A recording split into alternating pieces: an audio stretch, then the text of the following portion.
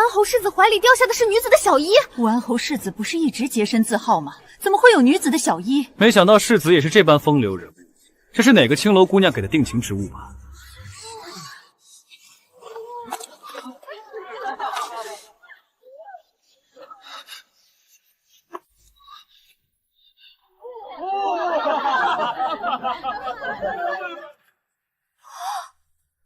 南芝，那不是你的抹胸吗？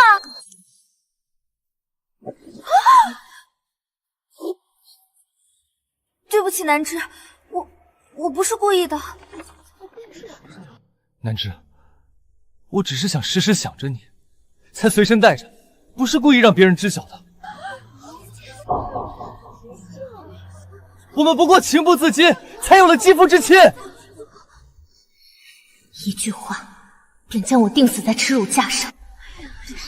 我的天啊！谁想得到丞相嫡女是如此淫荡之人？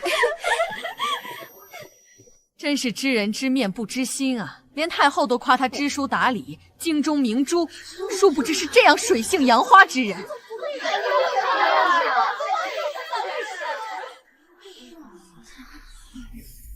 谢世子，饭可以多吃，话却不可乱说。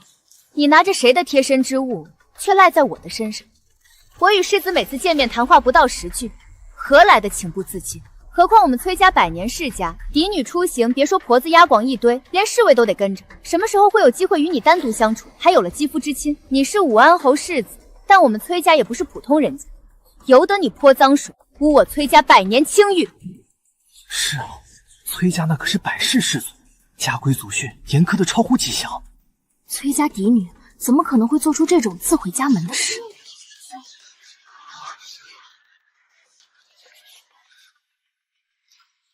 可是，南芝，你不是一直喜欢武安侯世子吗？上次赏识大会，你赞世子才华横溢，众人皆知你欣赏世子的才情，而且那贴身小衣的面料是宫中所赏，除了你无人有啊。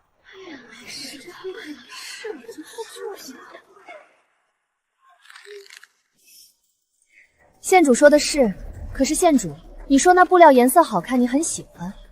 你生辰的时候，我专门做了一件抹胸送给你，你忘记了？这京城可不止我一人有这东西，你也有一件。妹妹在胡说什么？这女子的名节可是胡乱攀车的，你这样说，岂不是在污蔑我与世子的清白？我与世子从未相识，怎么会是我的？是啊，女子名节有多要紧？县主明明知晓，却看也不看，张口就大声嚷嚷是我的抹胸。知道的是县主心直口快，不知道的还以为县主与世子有什么关系，要污了我的名声了。南芝，我知道我是孤女，不过是圣上看着尹氏父亲的面子封我为县主，谁不知道我家道中落？你送我的抹胸布料极好，我从舍不得穿，怎么会出现在别的男子手上？崔南芝，你太过分了！县主与你是手帕交，你却这样为难他。我为难他？若他说那抹胸是你的，你还能开开心心应下来？可县主说了，那面料是宫中赏赐给你的，除了你，还能有谁？那匹布料我用来做了一件流仙裙，然后剩下的做了2件抹胸，一件送了县主，一件在我府上。世子怀中这件一定不是我府上那件，我能拿出来，县主能拿出来吗？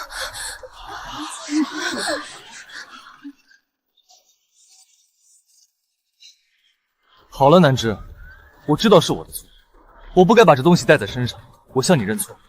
等我今日回去，便叫母亲派媒人上门提亲，可好？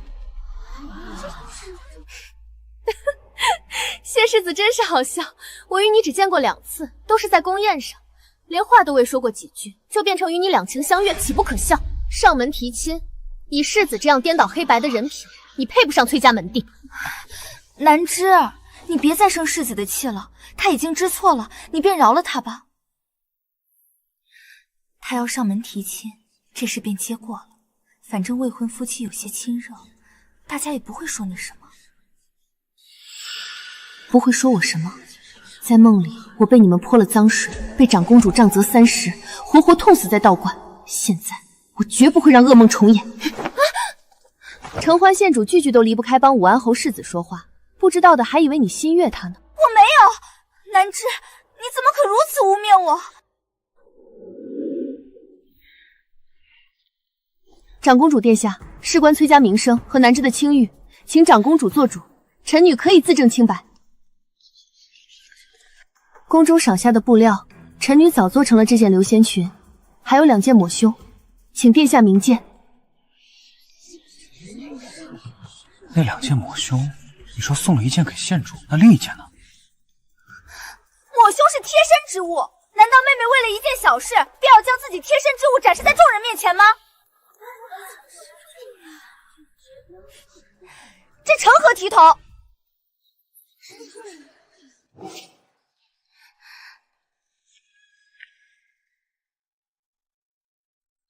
臣女自是清白，不惧任何自证。臣女当场便可以自证，我府上那件抹胸，此刻仍穿在身。这可是世家贵女啊，到底受了多大的委屈，才敢说要将贴身之物展示出来？因为那件抹胸被我不小心勾了丝，即便是扔了，也是对天家的大不敬，所以我把它赏给了我的贴身丫役。是，正巧今日奴婢穿在身上。请跟老农来。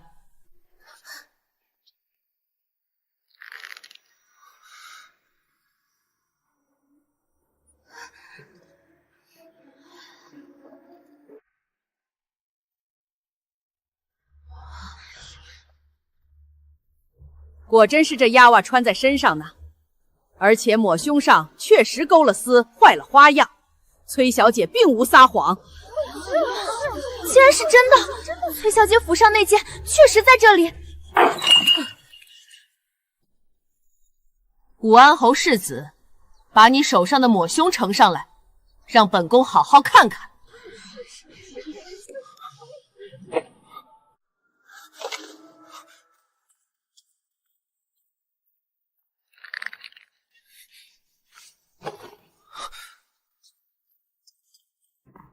禀殿下，这2件抹胸颜色布料果真一模一样，连抹胸的针脚样子也别无二长。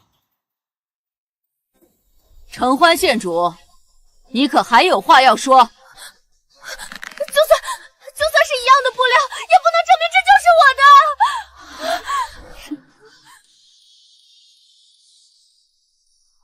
长公主殿下，可否让臣女看看？因为是我亲手绣的。承欢县主的那件，我在那牡丹花的最下面特意绣了半朵合欢花，取的是县主封号中那个“欢”字的寓意。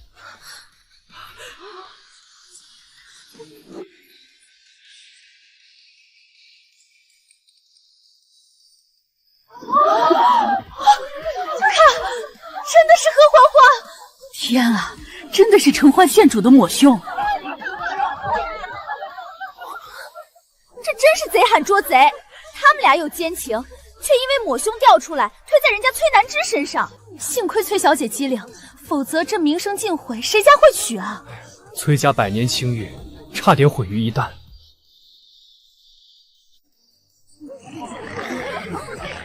不是这样的，这是误会，这不过是我在场边捡到的，不知是哪位贵女的，想着有机会便送还，这更。在梦里，谢云中诬我清白，逼得父亲交出所有人脉求谢家，可我最终还是惨死。现在你们什么好处也别想得到，欠崔家的，我要你们统统还回来。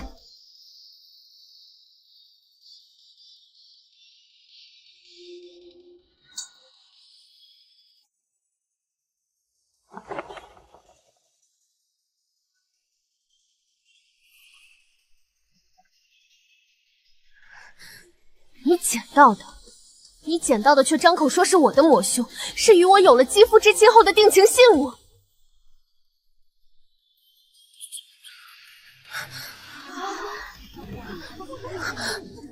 你捡到的，承欢现在张口就说是我的。一个世家弟子捡到这样的东西，若是真心想还给他人，哪里会张扬，只会销毁，或是交给女眷中的长辈处理，岂会在大庭广众之下嚷嚷？你们俩可真是厉害！若非今日碰巧是我丫娃穿着这抹胸，我真是水洗不清。长公主殿下，女子名节何其重要，可是武安侯世子却和承欢县主当众毁我清白，毁崔家生物。若非长公主明辨是非，还臣女一个公道，臣女今日只有一死了。崔家嫡果真是聪慧机敏，临危不乱。你放心，崔家家教严明，本宫自然相信你不会做出这种不要脸的事来。而你们俩私相授受，做出这种见不得人的事，还要把脏水泼到别人头上，实在可恶至极。承欢县主蒙受圣恩，得封县主，却辜负皇上的一片心意，做出有污皇家声誉之事，有损皇家颜面。我会禀明圣上，褫夺你县主封号，贬为庶人。武安侯世子，等到明日大朝会，你与武安侯上朝去和陛下解释，你是如何以世子之名污崔丞相之女的清白，给圣上，也给崔丞相一个解释吧。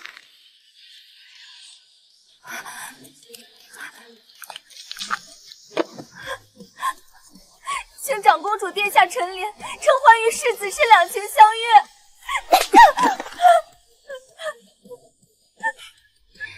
你们两情相悦，丑事暴露了，却拿我做法子，污我的名节。枉我一直对你当好姐妹，却没想到在这样的时候，你竟拿我当挡箭牌。顾承欢，你可对得起我？崔小姐，你也是京中贵女，如今承欢也知错了，她毕竟是个孤女，无人照拂，处境这般艰难，你又何必苦苦相逼？因为她身世可怜，就可以为所欲为。世子，你是世家子弟，你既然如此怜爱，为何不三书六礼娶她进门，非要闹这一场？为何刚才你不承认这是她的抹胸？无非是你也知道这是见不得人的丑事。我崔家的脸，可不是谁都可以上来打一巴掌。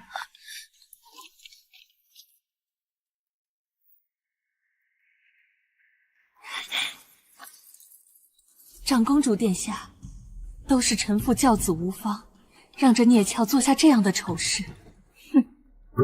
武安侯世子与承欢县主做出这种有伤风化，且故意污蔑构陷他人之事，来人，杖责30。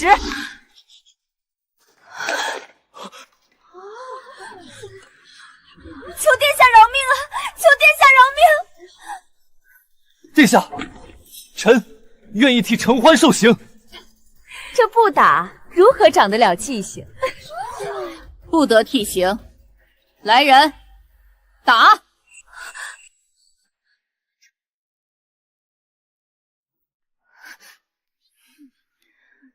这30杖下去，县主腹中的孩子怕是要保不住了吧？你怎么会？上一世，谢云舟在我临位前上香时说过，承欢此时早已有了身孕，他们急着成亲，就是为了给孩子一个名正言顺的出身。说啊，你怎么不告诉长公主你怀孕了？因为你清楚，未婚先孕的荡妇下场不是杖责，而是沉塘。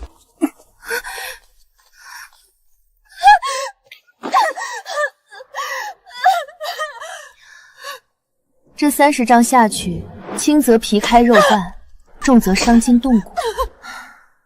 乔县主这弱不禁风的身子，怕是要打得血肉模糊了，真是可怜劲儿的。住手！长公主殿下不可用刑！承欢已有了身孕。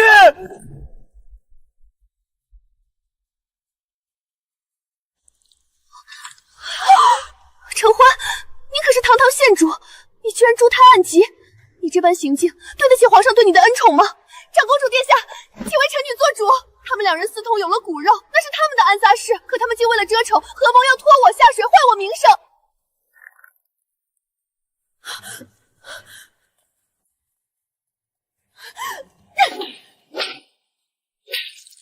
逆子，你这个畜生，你怎么能做出这种自毁前程的事来？好一个狐妹子，我儿谢云舟向来懂礼自持，你定是用了什么下作手段勾引他。你想嫁入侯府，我千难万阻不肯点头，你就想出这种猪胎暗生母凭子贵的歪招。母亲，不关他的事，是我的错。我早说过，你家不过是个家徒死妇的破落户，想高攀我们侯府做世子夫人，门儿都没有。这种婚前失职、败坏门风的女子，怎么配为我武安侯府的世子夫人？绝无可能！谢云收，这只是开始。母亲，陈欢肚子里怀的可是您的亲孙子啊，那是谢家的骨肉，您当真忍心看他胎死腹中吗？求夫人成全，承欢未卑言轻，可我对世子是一片真心。两情相悦，这种见不得人的勾当，本宫听着都脏了耳朵。来人，把世子拖下去，30板子即刻执行。至于承欢县主，这30板子先记在账上，等他把那孽种生下来，再来领罚。殿下，殿下饶命！我再也不敢了，求殿下饶了我吧！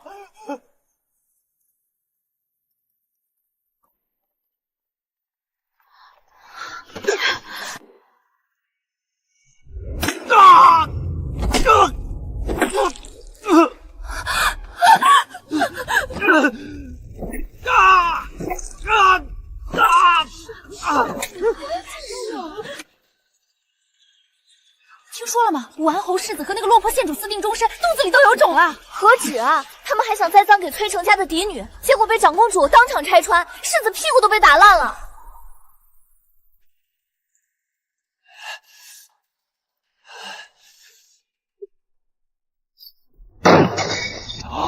畜生！你还有脸喊疼？你可是武安侯府的世子，谢家的未来都系在你身上。你倒好，为了一个破落户县主污蔑崔家嫡女，你脑子里装的是浆糊吗？那个承欢县主算个什么东西？徒有封号，连块封地都没有。你就为了这么个玩意儿，把崔家和长公主得罪了个透。你且瞧着，明天大朝会，弹劾你的折子能把你谢云舒淹死。崔氏有何了不起？我已道歉了，他不依不饶，只不过显得他更无礼罢了。无礼？人家是丞相嫡女，平白被你说是有了继父之亲，你还在这里不知死活！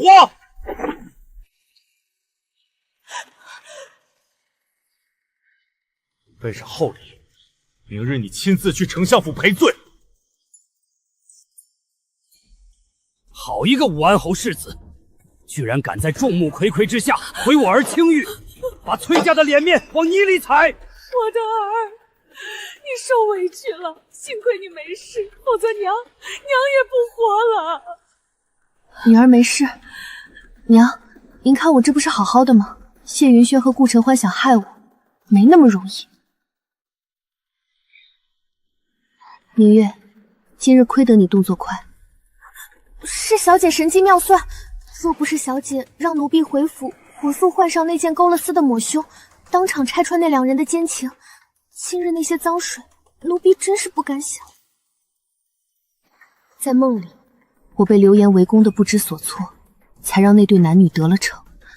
现在，我要的就是在大庭广众之下，亲手撕烂他们的脸。皇上，百官弹劾武安侯管教无方，治家不严；弹劾世子谢云收德行有失，毁人名节。折子已经堆不下了。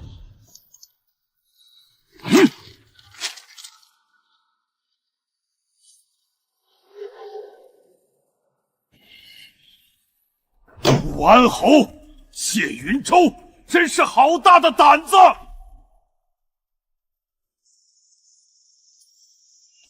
皇上，臣女知错了，求皇上开恩啊！若贬臣女为庶民，臣女的父亲在天之灵也定会伤心的。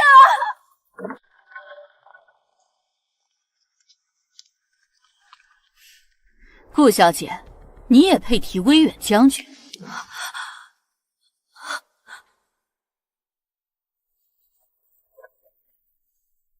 皇后娘娘懿旨，顾承欢德行败坏，婚前失贞，且构陷忠良之后，此等行径不堪为县主之尊。即日起褫夺封号，贬为庶民。不会的。想必威远将军在天之灵，知晓他唯一的女儿做出这等羞辱祖宗的事儿，也会死不瞑目吧？望你好自为之。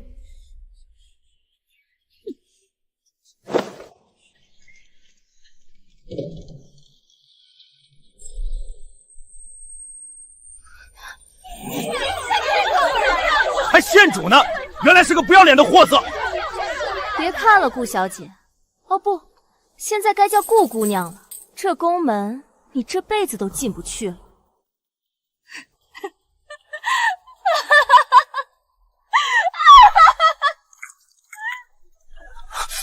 哟，这不是咱们谢世子吗？怎么侯府没钱了？世子爷亲自来守城门检查污秽了？哪还是世子啊？皇上说了，革去一切职务，如今就是个看大门的。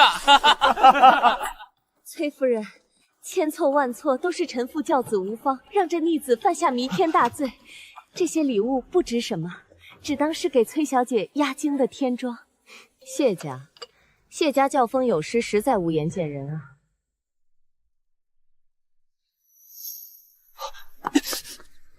南芝，世子慎言。我为世子并不相熟，更无私情，还是称呼我崔小姐吧。马球场的事，我也没想到会闹成那样。可南芝，陈欢以前毕竟是你最好的朋友。帮他，他要毁我名节，我也要笑着把脖子伸上去让他剁。我当时想，我与他的事情若暴露了，对他名声不利，才说了你的名字。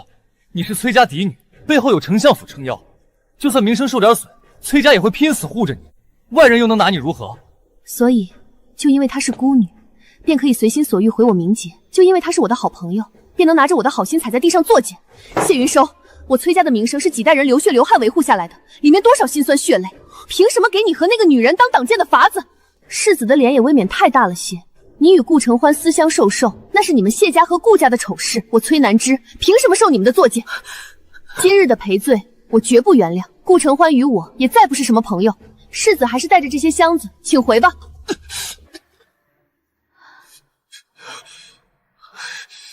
逐客。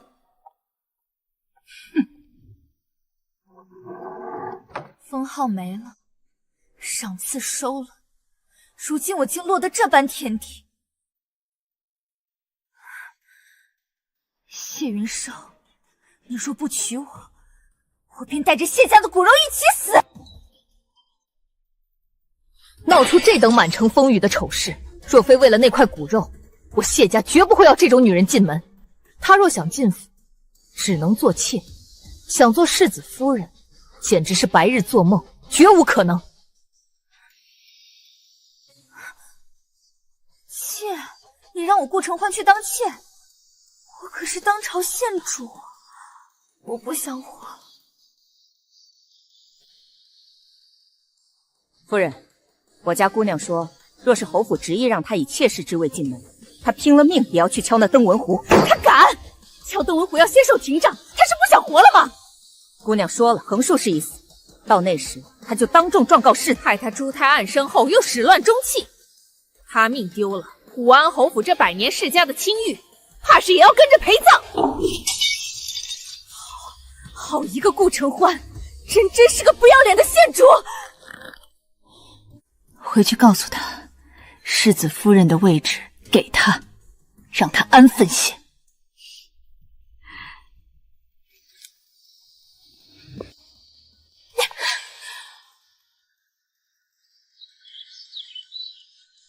小姐，那顾承欢居然被许了世子夫人的名位，今日竟还递了信，说要与您侍贤。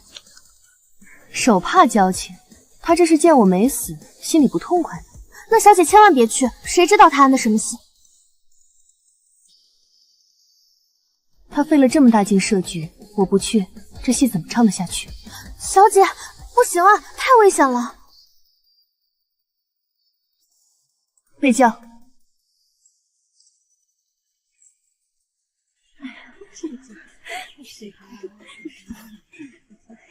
瞧瞧，贬为庶民还能当上世子夫人，真是好手段。嘘，你小声点。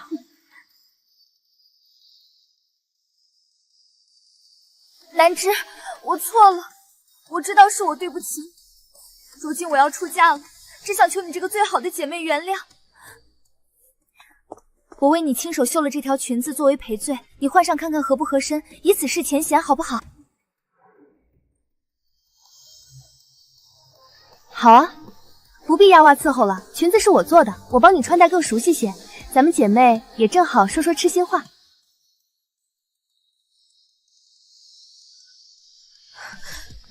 你们顾家到底怎么回事？这都过去一盏茶的功夫了，怎么还不见人影？明月姐姐急什么？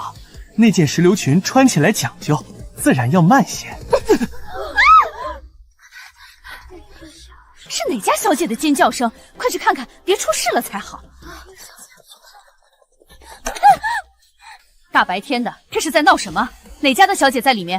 里面怎么有外男？这简直不要脸！天光之下，竟有人在顾府做这种苟且之事！混账东西，还不快把这厢房之门打开！夫人饶命，不能开啊！刚才确实是崔小姐在里面换衣裙，若是贸然闯进去，毁了崔小姐的名节，我们可担待不起啊！崔南之，难道崔小姐名门嫡女竟然在这里私会外男？平时装的清高的不得了，没想到背地里这么不知廉耻。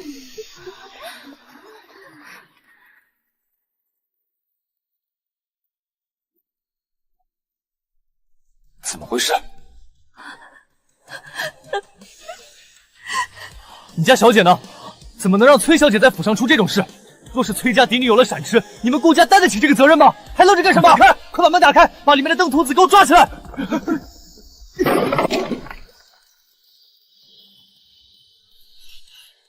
这是什么香味？闻着头晕。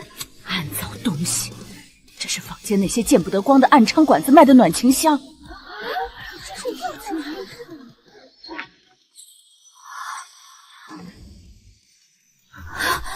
南芝，你别怕，我来了。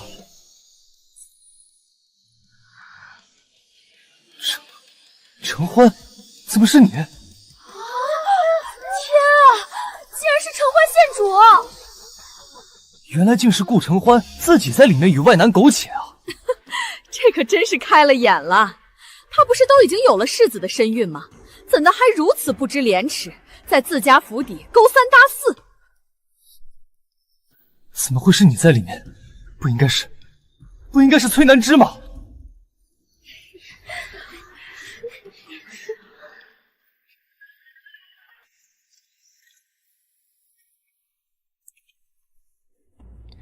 谢世子，为何我应该在里面？你怎么会在这里？世子问的好笑，我不在这里，应该在何处？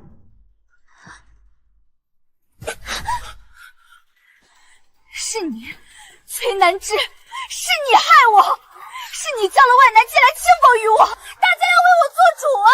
崔南之他恨我嫁入侯府，他害我，他好毒的心肠啊！顾小姐，你这话可真是要南之糊涂了。这是顾家，不是我崔家，我这头一遭来，甚至连路都不认识。我如何能叫个外男进你家府邸？顾小姐，半个时辰前是你亲口说让我在这里等你，你去拿石榴裙给我换。没错，我们可以作证，崔小姐刚才一直跟我们在一起，10几双眼睛盯着，难不成崔小姐还能一边陪我们赏鱼，一边跑回来锁门？不是这样的，我刚拿着衣裙推门进来，门就被人从外面死死锁上了，里面藏着个男人，还点着这种脏香。世子，你要为承欢做主啊！是崔南之，世子一定是他。大家给我评评理，我不知哪里得罪了顾小姐，三番几次的要污我名声。我初来乍到，怎么可能有办法避开顾府这么多家丁侍卫，在这里给你设计陷阱，甚至还能精准的找好外男，点好暖情香。这种下三滥的香，只有青楼才有卖吧？确实，这种脏东西正经人家哪会有？顾小姐既然要查，那便查个底朝天，让人来认认这香。查查京城里到底谁卖出了这害人之物，又是谁家的人去买的？还有那个外男，一并抓了送到官府去，大刑伺候之下，看他敢不敢说半句假话。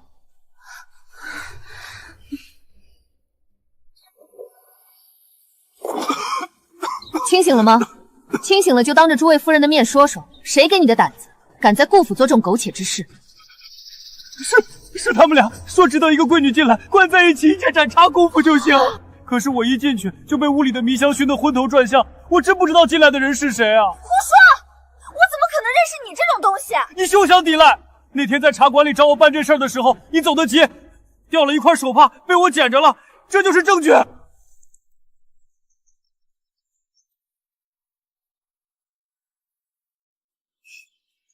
顾姑娘，这上面的合欢花绣纹，整个京城谁不知道是你的习惯？是。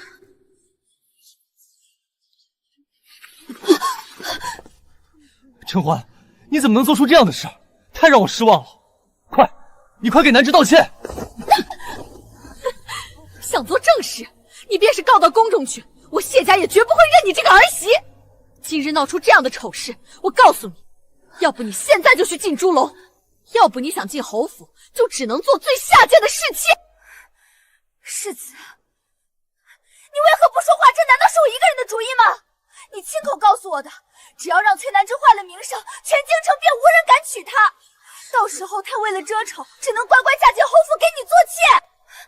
你说话啊！我不能做妾，我肚子里的孩子那可是谢家的嫡长子啊！原来谢世子这出大戏的主谋之一，好一个坏我名声，好一个只能为妾。今日之事，谢世子若给不出一个满意的交代，我明日便进宫，在皇后娘娘驾前求一个公道。我倒要看看谋害丞相嫡女，圣上会给谢家什么样的交代。南枝，我错了，我这么做全是因为太爱你了。我从始至终想娶的人只有你啊！娶我？你不配！如此下作，怎配为人？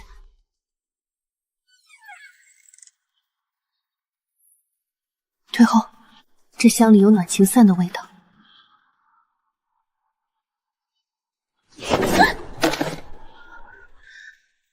把顾承欢引进来。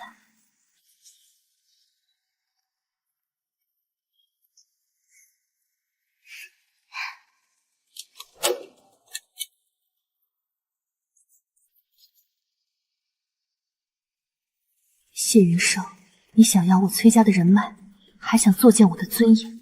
这一次，我要你这个世子位彻底烂在泥潭里。走快些，这顾府的空气都是脏的。不出一个时辰，全京城都会知道谢世子是个什么样的正人君子。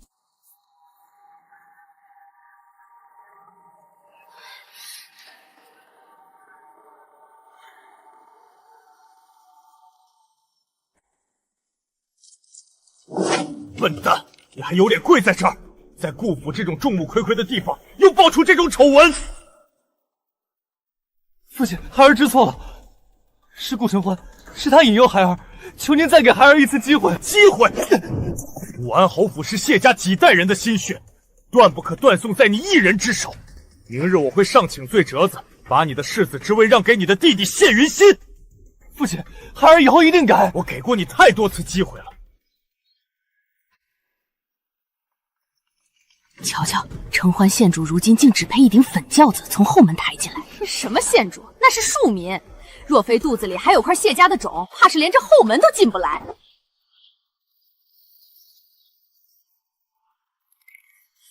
侍妾，我顾承欢竟然成了侍妾！崔南枝，这都是你害的！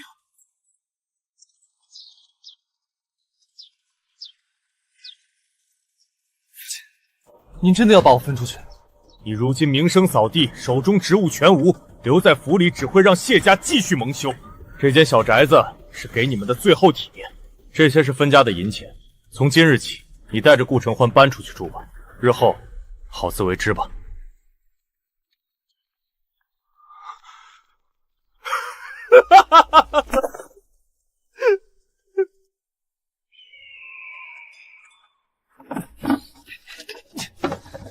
钱呢？那最后的100两银子呢？谢云轩，那是我给孩子留的药钱，你把分家的1000两银子都败光了，连下人都走了，你还想怎么样？世子爷，这日子没法过了，老奴也得求生路，您好自为之吧。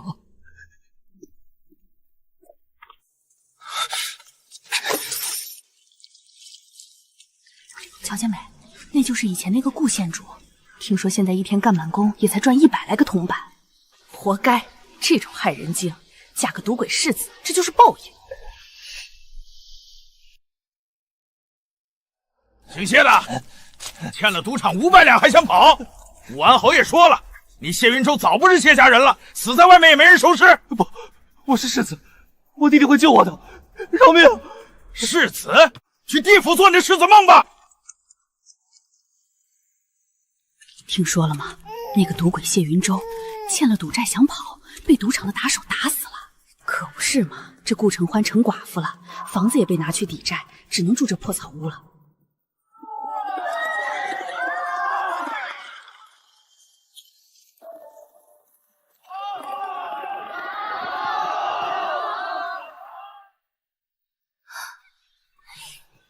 小姐，您快瞧，那不是顾承欢吗？他这种满身晦气的人，怎么也敢往马球赛这种地方凑？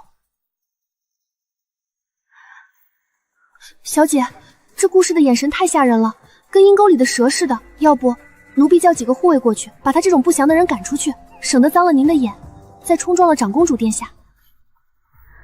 赶他做什么？明月，你记住了，他现在不过是一条翻不了身的泥鳅，就算蹬破了，也翻不起什么浪花。让他看吧，看得越清楚，他心里那把火烧的就越旺。云泥之别，总得让他亲眼瞧个明白。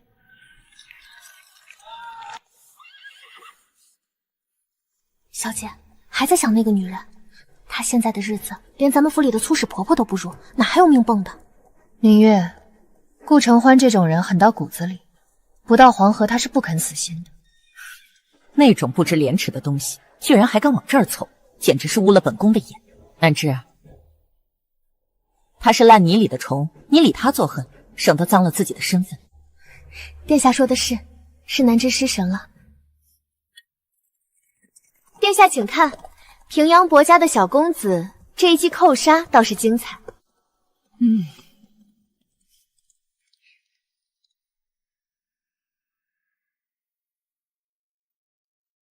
你父亲是当朝丞相，手握重权，你又是这京中人人敬慕的明珠，这些个阿杂人物断不能让他们沾了边。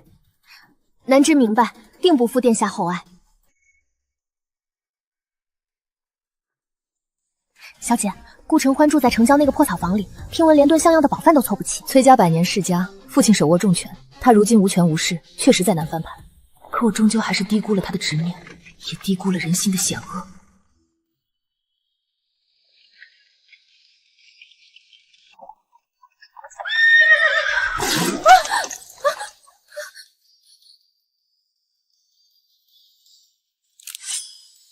发生何事？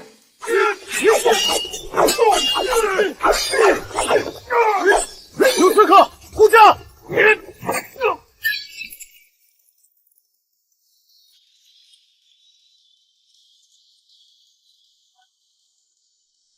小姐，恕属下护卫不力，刚才有几个蒙面人突袭，已经被我们拿下了。只是什么？那些人嘴里都藏了剧毒，被拿下的瞬间就咬毒自尽了，没留下一个活口。属下查了一下，这些人都是江湖上的亡命之徒，出手狠辣，目标明确，就是冲着车厢里的您来的。小姐，这是谁这么大胆，敢在京城当街刺杀您？京中敢对我下手的人不多，可那些人都是老狐狸，绝不会用这种当街刺杀的蠢办法。一旦败露，就是满门抄斩的罪过。除了朝堂上的那些对手，剩下的就只有恨我入骨的人。谢云舟，可他已经死在了赌场的乱棍之上了呀。新世子谢云熙刚上位，根基未稳，绝不会在这个时候冒这么大的风险来动我。那就只剩下顾承欢了。可他一个无权无势的寡妇，哪里来的钱雇佣这些亡命之徒？查，给我彻查这些人的来路，就算是掘地3尺，也要把背后的人给我挖出来。属下遵命。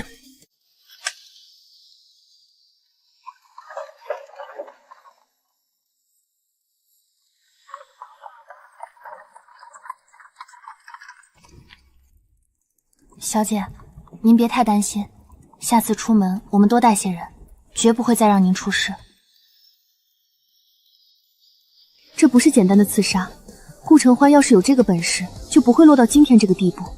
他背后一定还有人。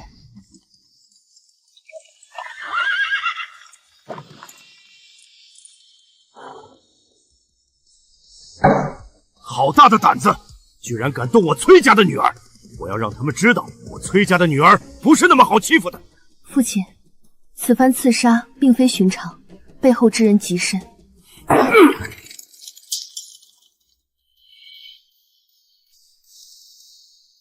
南芝，今日这桩刺杀，恐怕不只是私仇这么简单。父亲的意思是，背后还有朝堂势力士的手脚。最近朝堂上极度太平，皇上身子渐坏，太子虽在监国，但几位皇子都虎视眈眈。你莫要忘了，武安侯府谢家一直是废太子一党的人。废太子虽已倒台，可谢家根基未绝。不错，他们手里还握着不少旧部，最近一直蠢蠢欲动。为父已经摸到了一点线索，在这个节骨眼上，恐怕那些人是冲着崔家来的。朝堂漩涡，原来如此。我只顾着报那儿女情长的私仇，却忘了崔家本就在刀尖上行走。难怪父亲为了救我，不得不向武安侯府低头。那是用崔家的命，却换我一个必死的局。所以我成了他们的突破口。谢云心这个人，看着温文尔雅，不像他哥哥谢云舟那般浮躁易怒，实则此人城府极深，心术诡谲，野心不小啊。谢云舟是明晃晃的毒药，这谢云心才是藏在暗处的毒蛇。谢云心绝不简单，他刚坐上世子之位，脚跟还没站稳，暗地里就没断过联络废太子的旧部。为父发现，最近有不少废太子的残余死士，都是乔装打扮，趁夜悄悄进了侯府的大门。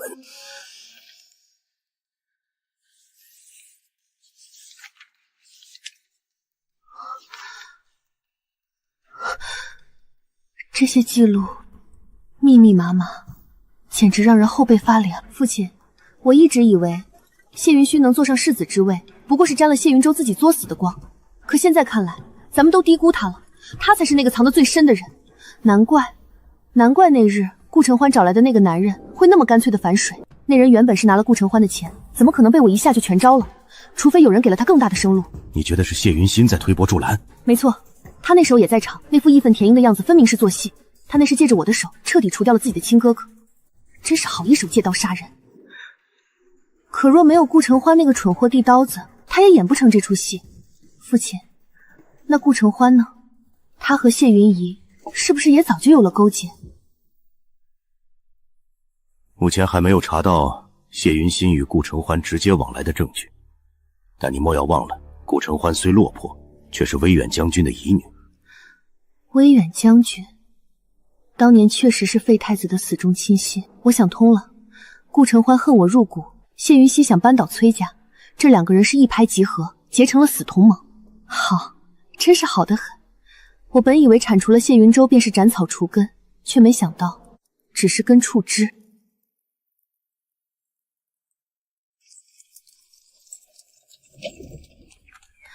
小姐，咱们真的就带这几个人？顾承欢那个疯女人万一真派人盯着，我要的就是他盯着。他既然敢当街刺杀我，就绝不会放过第二次机会。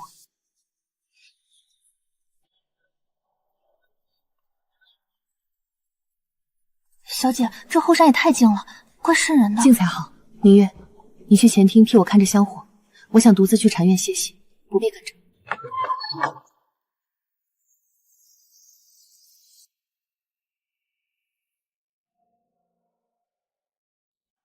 崔南之，你真是好命。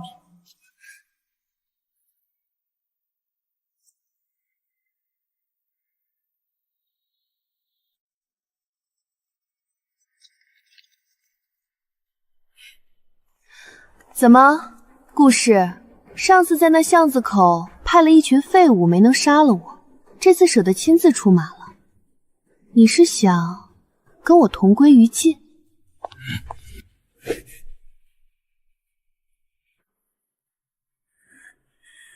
同归于尽，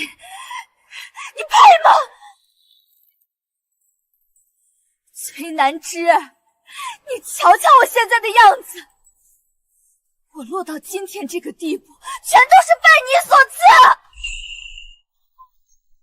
我本来可以风风光光的嫁入武安侯府，做那高高在上的世子夫人。崔南之，是你亲手毁了我的一切。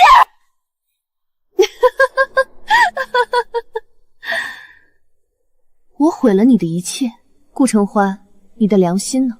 到底是谁先害的谁？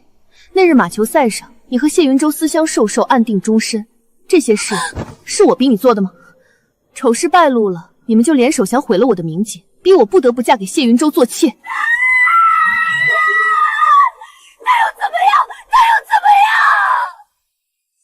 你是崔家嫡女，你父亲是丞相，就算你的名声坏了臭了，崔家那帮老东西也会拼了命护着你，你还是那个衣食无衣的大小姐。可我呢，我是孤女，我除了谢云霜，我什么都没有。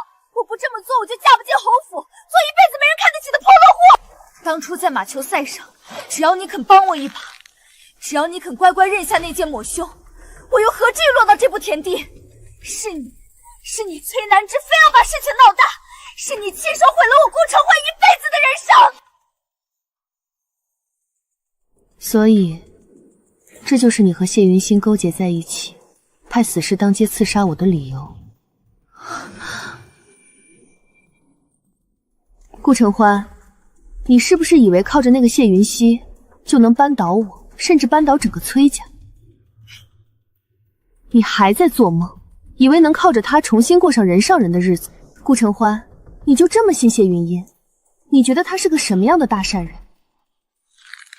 他能借着我的手亲手送自己的亲哥哥去死，还能毫无波澜地坐在那世子位上。你闭嘴！你不用在这里挑拨离间。我和谢世子那是各取所需，他需要我的东西，我需要他的事。你以为谁都像你一样假仁假义？嘴上把我当成最好的手帕胶，转头就把我踩进泥潭里，看着我挣扎求饶，你很痛快吧？抓住他！我倒要看看，把崔府嫡女抓在手里，崔家那帮老狐狸还能不能这么硬气？小心，小心！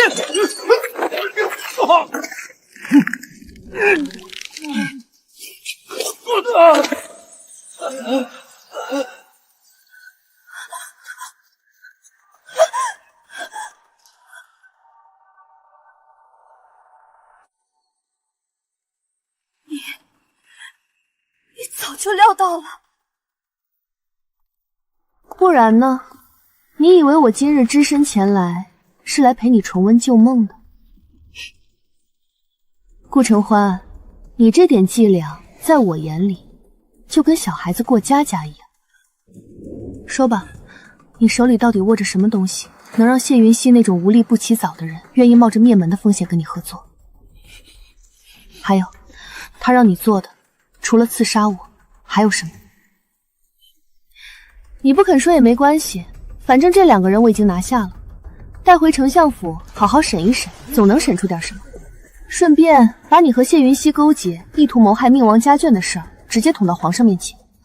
你觉得到时候武安侯府会保你吗？谢云溪那样一个为了上位不择手段的人，会为了你放弃他好不容易才从亲哥哥手里抢来的世子之位？你以为你赢定了？你以为谢云薰只是为了色相才保我？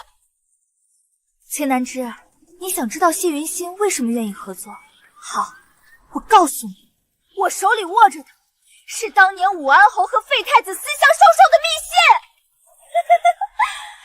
那是谢云秋死前偷偷藏起来的保命符。武安侯当年明面上尽忠，背地里早就参与了废太子的谋逆。这些信只要一拿出来，不仅是谢云银，整个武安侯府都会被满门抄斩，鸡犬不留。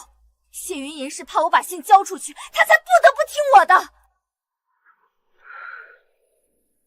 果然如此，我原以为这只是谢云馨夺权的手段，没成想这背后竟藏着足以倾覆朝堂的惊天大案。谢云馨想要这些信，我就跟他做了这场交易。谢南之，你没想到吧？我答应帮他扳倒崔家，换他帮我报复你。只要你死了，他就给我和女儿富贵下半辈子。你以为你赢了，只要这封信还握在我的手里，武安侯府绝不敢把我怎么样。顾承欢，谢云熙那种狠角色，怎么会容忍一个知道他全族死罪的人活在世上？我当然想过，我顾承欢又不傻，所以我早就把那些信抄了副本，藏在极其隐秘的地方。我告诉过他，只要我顾承欢死了，那些密信副本就会立刻出现在皇上的楼案上。我要让他知道，杀了我，就是让他整个武安侯府给我陪葬。他谢云熙现在怕极了我，他根本不敢动我。谢云熙狼子野心，手里握着废太子的旧部，还有谋逆的心思。不除了他，迟早会成为崔家的心腹大患。而顾承欢就是破局的关键。顾承欢，你我之间的仇，说到底，是你和谢云舟先挑起来的。如今谢云舟已死，你落到这个地步，也算是付出了代价。我可以不追究你刺杀我的事，甚至可以给你和你女儿一条活路。你想干什么？崔南之，别以为我会信你的鬼话。我没兴趣跟你耍什么花招，我和你之间的私仇，比起武安侯府谋逆的大事，不值一提。谢云熙利用你，不过是把你当棋子，等你没有利用价值了，他一定会杀了你灭口。你想给你女儿一条活路，就只能跟我合作。合作？没错，你把武安侯和废太子谋逆的密信交给我，我帮你摆脱谢云熙的控制，给你一笔钱，让你带着女儿离开京城，去一个没人认识你的地方，安安稳稳地过完下半辈子，总比你跟着谢云星最后落得个满门抄斩的下场要好得多。好，我跟你合作，但是崔南之，你最好记住你今天说的话，你要是敢骗我，我就算是做鬼也不会放过你。我崔南之说话一言九鼎，3日之后还是这里，你把密信带来，我给你银票和路引，保你和你女儿平安离开京城。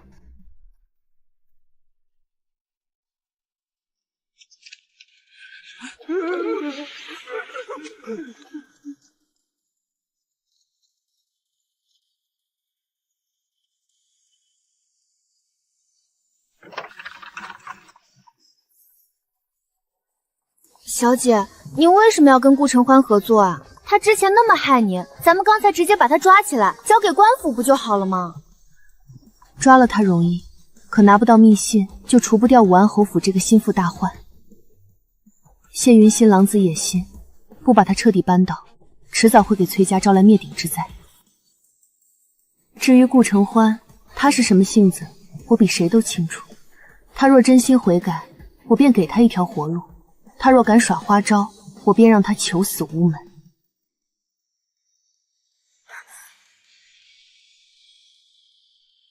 世子，那崔南之今日威逼利诱，非要我交出密信，我为了稳住他，假意答应3日后在静安寺后山与他交易，先借谢云信的手杀了崔南之报仇，回头我再拿着真密信揭发谢云信谋逆，到时候立了功，求皇上恢复我的县主身份，我顾承欢定能再攀高枝。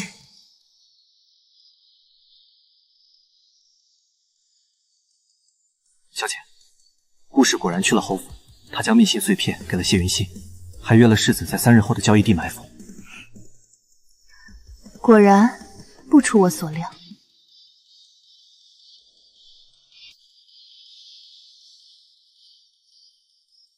小姐，这后山也太静了，连个鸟叫声都没有，奴婢总觉得心里发毛。这风里都带着杀机。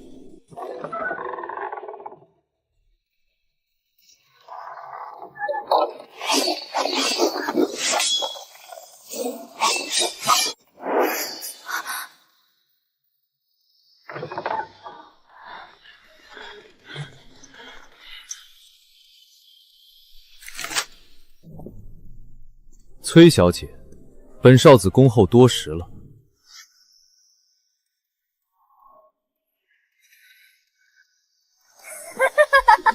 崔南之，你没想到吧？你以为我会真的跟你合作？我想让你死，做梦都想。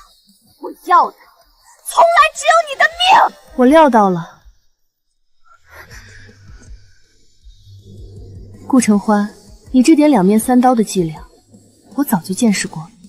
你真的以为我会毫无准备的来赴你的约？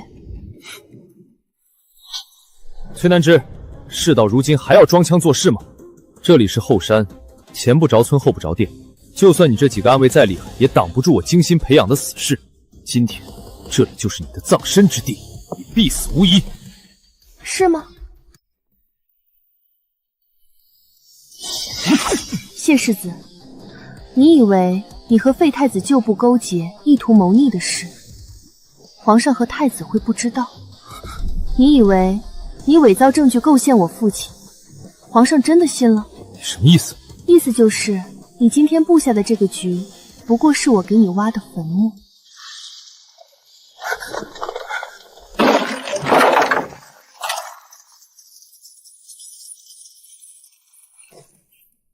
奉旨捉拿谋逆犯谢云心，所有人放下武器，束手就擒。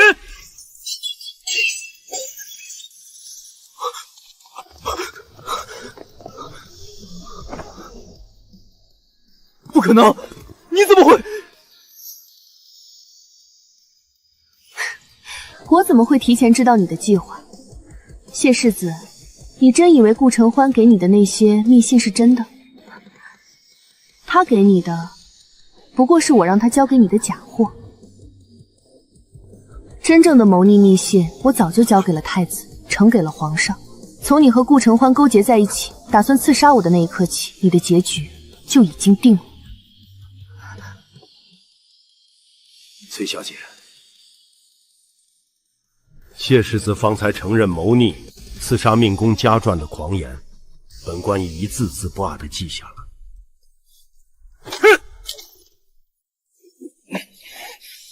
崔南之，我居然栽在了你的手里，我不甘心！谢云心刚才竟然还有脸说他不甘心，这种通敌谋逆的人，死100次都不足惜。不甘心？梦里，我被那30大板打得气若游丝，被扔在冰冷的道观里等死的时候，我又何尝甘心过？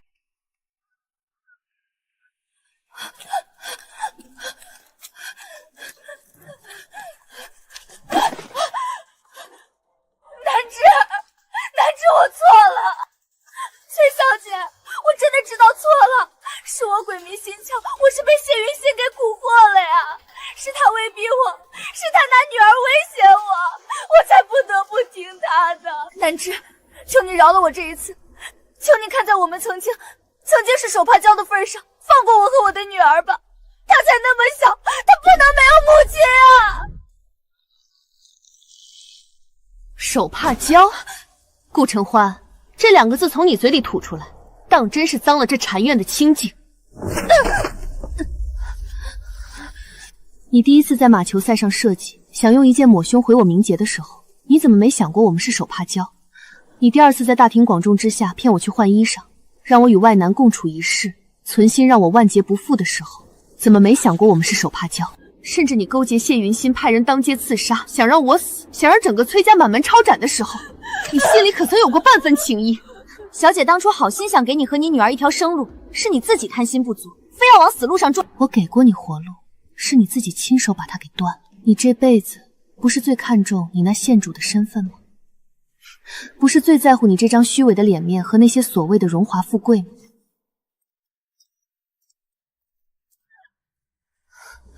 小姐，就这么把他留在那儿？他手里可是沾着人命，咱们不亲手处决了他？他那是沾满鲜血的死罪，我的手还没必要为了他这种人弄脏。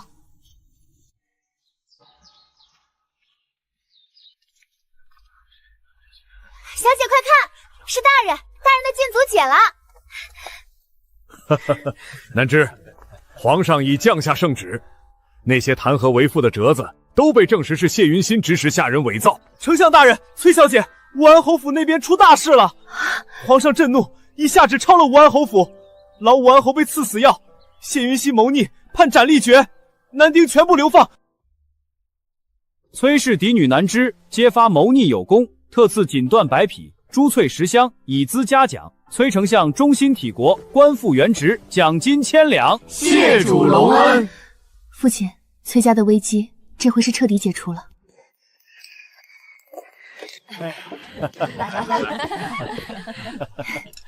小姐，今年的岁除饭可还合胃口？有父母在侧，有你相伴，自是极好的。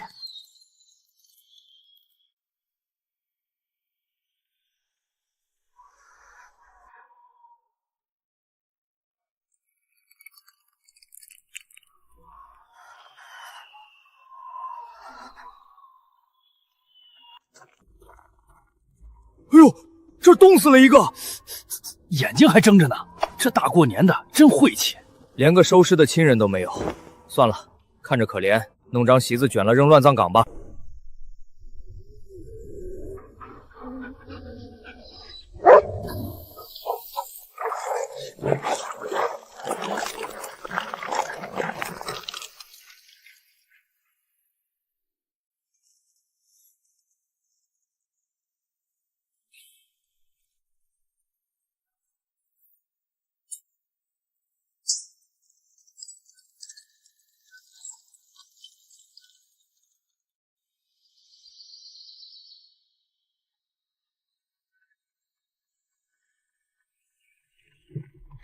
明月，你看那边的花开得真好。这些花真漂亮啊，小姐。